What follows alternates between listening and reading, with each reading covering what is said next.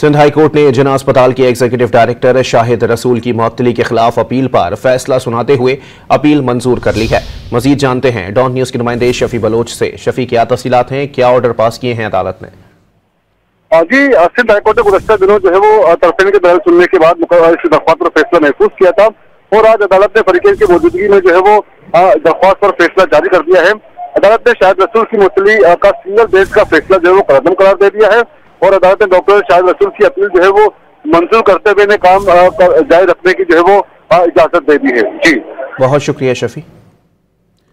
आपको बताएं कि सिंध हाई कोर्ट ने जिला अस्पताल के एग्जीक्यूटिव डायरेक्टर शाहिद रसूल की मुअत्तली के खिलाफ अपील पर फैसला सुनाते हुए अपील मंजूर कर ली है। सिंध हाई कोर्ट के सिंगल बेंच ने शाहिद रसूल की मुअत्तली का फैसला सुनाया था। आपको अपडेट कर रहे हैं, सिंध हाई कोर्ट ने जिला अस्पताल के एग्जीक्यूटिव डायरेक्टर शाहिद रसूल की मुअत्तली के खिलाफ अपील पर फैसला सुनाते हुए अपील मंजूर कर ली है।